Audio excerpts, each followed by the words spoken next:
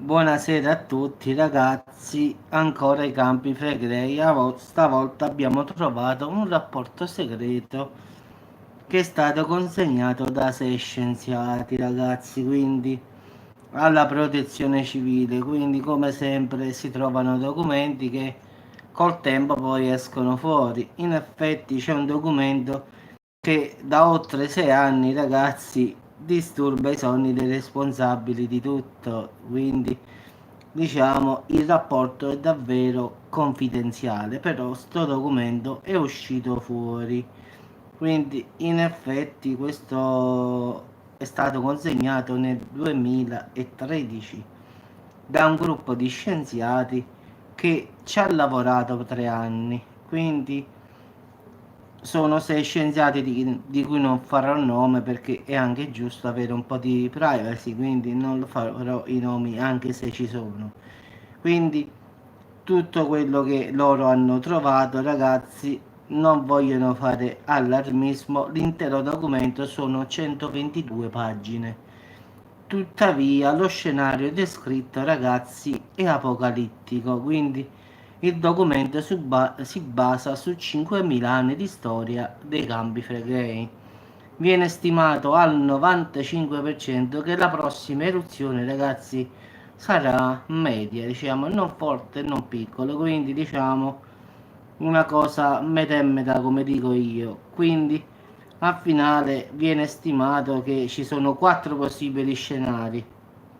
Quindi partiamo con la prima, eccola qua, la traduzione qua è un casino. Eruzione esplosiva.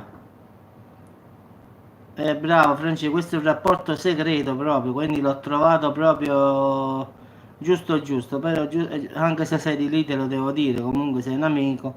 Ci sono 4 possibili scenari, ragazzi, attesi. Eruzione esplosiva, eruzione multipla, esplosione freatica e eruzione effusiva.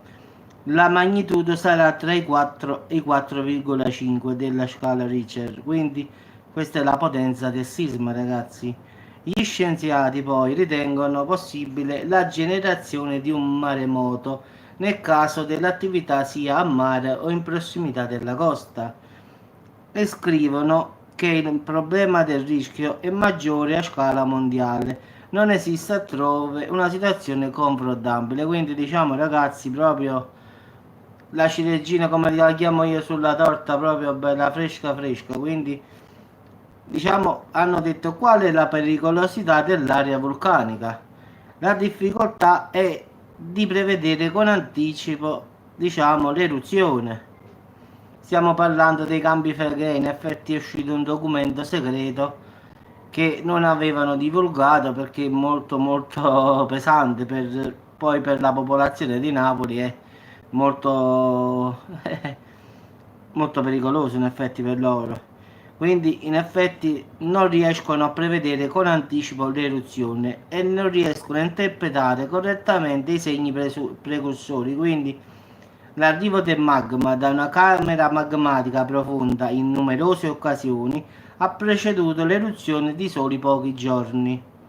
Quindi è l'evoluzione temporale dei fenomeni. Non lo so, Francesco, sinceramente ti dico una bugia, fratello caro, Quindi non si può escludere che i segnali imminenti dell'eruzione divengano lo stesso giorno, capisci? Non è che avvisa con 4-5 giorni, vogliono dire, ma può succedere nell'arco di 24 ore, quindi non ci sarebbero possibilità come di evacuazione, in effetti, quello vogliono dire. Diciamo che la caldera si potrebbe aprire diciamo, più di una bocca, anche a chilometri di distanza. Quindi hanno ipotizzato Astroni Agnano, oppure Averno Montenuovo, ma attualmente vengono aggiunte anche Pisciarelli e Solfatara. Quindi possibilità che in queste 4 cose che vi ho detto da lì possa eruttare diciamo il magma, ragazzi. Queste sono le 4 località dove credono che possa iniziare da lì. Quindi la possibilità che le ultime fasi di risalita del magma avvengano in giorni o anche in ore. Quindi diciamo in effetti è proprio un casino. Poi viene chiarito che le esplosioni freatiche possono essere più difficili da prevedere delle eruzioni perché si può verificare improvvisamente, quindi pure fra 10 minuti, 5 minuti, quindi non si può proprio, qui non si può proprio fare nulla e l'area comprende quella di Pisciarelli. Quindi è altro rischio, diciamo, è il Golfo di Pozzuoli. Diciamo, sì, lo so, Franci, lo so. Anche alcune aree di Napoli come Vomero e Arenella si aggiungono a questo, diciamo, fenomeno dei flussi piroclastici. Quindi diciamo che stiamo messi proprio male, sì, ragazzi. Viene chiarito un evento eruttivo di scala media, cioè come hanno previsto che questo non sarà né forte né poco, potrà interessare tutta l'area vesuviana e l'area appenninica, sebbene con probabilità limitate. Altro problema, Francesco, senti che dice, perché tu sei di lì. La tenuta dei tetti degli edifici in caso di eruzione di scala media devasterebbe proprio tutta la città di Napoli, fino all'area del porto che non è elevato numero di crolli per concentrazione di copertura di tette. Quindi, Francesco, un casino. Io se fossi in te, sinceramente, te lo dico col cuore, cercherei di allontanarmi perlomeno già a Salerno. Oppure se non vuoi allontanarti, scendere, sali. Cerca di allontanarti, secondo me, guarda, non voglio essere proprio pessimista. Già a Salerno avresti possibilità di fuga, voglio dire io. In effetti neanche io qui a Salerno starei tanto sicuro, però in caso di esplosione dei Campi Flegrei ho la possibilità di andare via, quindi ho tutto il tempo per scendere giù in Calabria. Anche se poi giustamente ci saranno gli altri eventi, però perlomeno sopravviverò, diciamo, a questa catastrofe che potrebbe succedere. Quindi poi, per l'amor di Dio, succederà altre cose, quindi questa non sarà su scala globale, ma su scala media, quindi comprenderà, diciamo, dal Caldera più o meno 20 km, quindi lo so, Francesco, lo so, quello è il problema dei tanti amici napoletani che dicono qua io c'ho tutto, lo so, però ragazzi, questo mo è un articolo proprio che è stato consegnato, mo ti dico io, nel 2013 e l'hanno detto solo adesso, Francesco, quindi per 6 anni è stato l'oscuro di tutto perché come hai visto quello che sta scritto non è confortevole, quindi immagina dire a delle persone queste cose qua.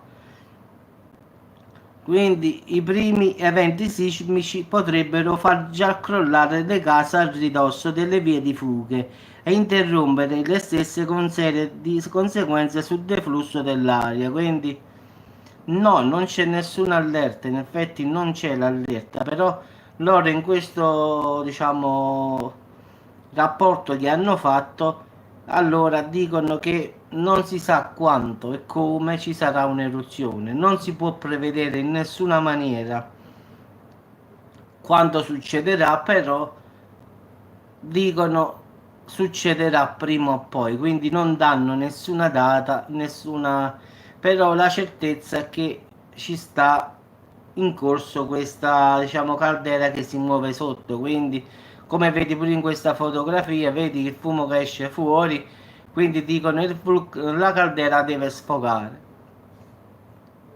Questo è un rapporto confidenziale che è stato consegnato, ragazzi, il 31 dicembre del 2012 alla Protezione Civile. La Protezione Civile. Pensate un po', questo è segreto questo documento. Quindi questo documento si dice che da oltre 6 anni, 7 anni forse, disturba i sonni dei responsabili della Protezione Civile perché sanno che è un rapporto confidenziale sullo scenario vulcanico per il piano di emergenza dei Campi Flegrei. Quindi in effetti queste persone della Protezione Civile che possono fare in frema, in effetti non possono dire nulla sul piano di emergenza perché se succede all'improvviso, ma come fai a fare sto, come si chiama, sto coso di emergenza, quindi di evacuazione? Non lo puoi fare perché qua ci stanno 4 possibili scenari e tre di questi sono, cioè, scenari subito, capì? Cioè non ti dà neanche un avviso di... ti può dare un avviso di 2 o 3 ore e poi succede, quindi non ci sarà nessun avviso di 2 o 3 giorni, 4 giorni che poi, e nemmeno in 4 giorni comunque riusciresti a far evacuare tutta la zona vesuviana e dintorni, quindi diciamo che è uno scenario piuttosto bravo, fai buono, Francesco. In effetti questo rapporto confidenziale sta scritto: il gruppo di lavoro che ha prodotto questo rapporto è formato da e diciamo è stato consegnato alla protezione civile, quindi questo è un rapporto fatto da 6 scienziati, sismologi, tutti geologi, che è stato consegnato diciamo alla protezione civile, quindi lo scenario non è uno dei tanti perfetti, quindi diciamo che lo sanno bene questi qua, anche perché ultimamente, come avete sentito, l'osservatore vesuviano, ragazzi, voleva andare via, se vi ricordate. Quindi, come avevamo detto noi, questi vogliono scappare, quindi le cose forse si mettono male. Però, Franci, secondo me, quando tu vedi, io ti dico da amico, che l'osservatore vesuviano è andato via e che non ci sta più nessuno, allora incominci a preoccuparti. Quindi per adesso il problema ci sta, ci sta. Però quando vedrai che gli osservatori sul Vesuvio e sui campi Flegrei non ci sono più, allora Francesco fai il sacrificio e vedi di andare da un'altra parte, quindi, ma lo dico a tutti in generale, quindi non è perché lo voglio dire solo a te, eh. Però guardate con attenzione se ci sono sempre,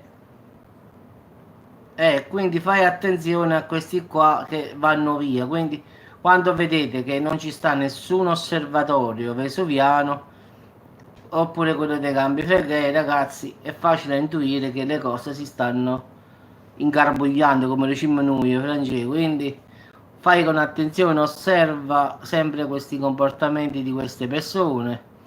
Quindi basta tenere un po' gli occhi aperti, vedere l'osservatorio vesuviano proprio se va via, perché calcola che se esplodono nei fai campi Flegrei automaticamente il Vesuvio verrà coinvolto pure lui. Quindi se vedi che l'osservatorio vesuviano va via, allora Francesco comincia un po' a preoccupare un po' la situazione un po' alla volta. Quindi vedi che devi fare e cerca di allontanarti almeno, non dico assai, Francesco, almeno di 50 km da dove stai adesso, quindi o sopra o sotto o di lato, ma basta che siano 50 km in linea d'aria, così perlomeno in caso avrai tutto il tempo di andare via. Scappi in elicottero, scappi, ma sai quante palle di fuoco arrivano? Dove scappi? Sì, Francesco, ma figurati, eh. Però tu apri gli occhi perché quello te l'ho detto è imprevedibile, quindi tu la prima cosa da fare cerca di scendere il più possibile verso giù, quindi in Calabria, Salerno, Avellino, cerca di arrivare a Salerno. Salerno già ho letto che arriverà cenere, cose, però avremo, se poi peggiorerà, che sarà forte, allora però ci sarà il tempo di andare via, quindi se esplode medio a Salerno arriverà cenere, ste roba qua, quindi non è che staremo proprio messi male male male. Poi se esploderà forte perlomeno avremo 6-7 ore per andare via, quindi il tempo ci sarà. Quindi, però giustamente se esplode forte, quelli che stanno a Napoli, ragazzi, ma parliamoci chiaro, che tempo avranno?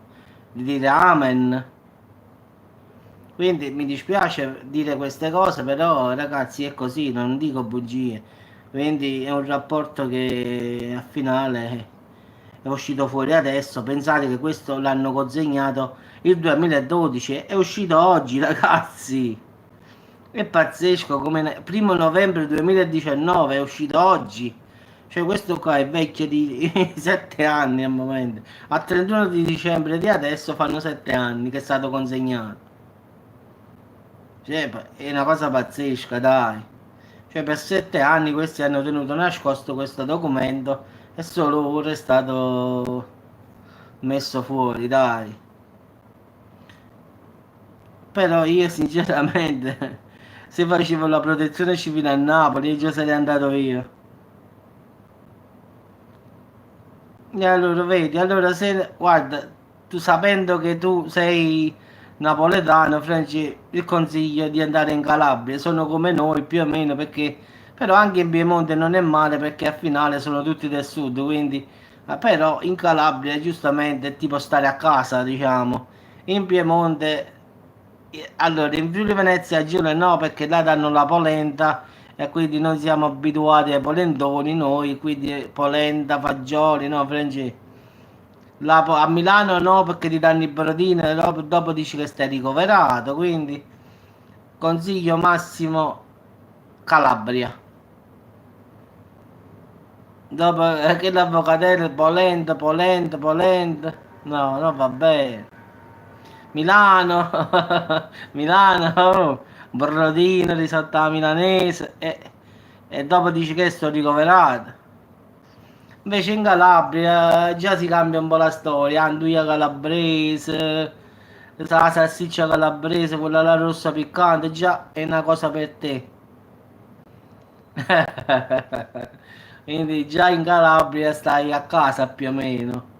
Puparone imbottite, Mevez, quindi è un po' come stare a Napoli in effetti. Diciamo da Salerno fino alla Sicilia è come se stai a casa tua, quindi il problema è da Firenze in su.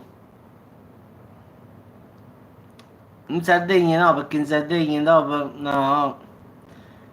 In Sardegna anche però mangiano della roba buona, però non è completo come noi. Diciamo che noi abbiamo diciamo, una cosa completa, peperoni, melenzane, zucchine, pesce, carne, diciamo che qua ci sta un po' tutto. Quello che, la scusa è buona, ma Francesco, mo tiene paura per mangiare. Per esempio, chiede, quando tiene paura per mangiare? Mo, se esce pure Alessandro fra poco dice capolisti tiene paura e va a mangiare. Vabbè ragazzi, allora siccome tutti quanti avete paura, se permettete, sono le 20:47 in punto, vado a mangiare pure io e ci sentiamo dopo, dai. Vabbè, ok, ciao ragazzi. Ah, hai fatto una cosa leggera, avvocatella, ha sentito Francesco, tonno, pizza, tonno e cipolle, salute. No, che non mangi leggero, giustamente, un dolce, niente dolce stasera, come sulla pizza, tonno e cipolle. Tipo torta della nonna, mille sfogli, qualcosa così, perlomeno già immagino.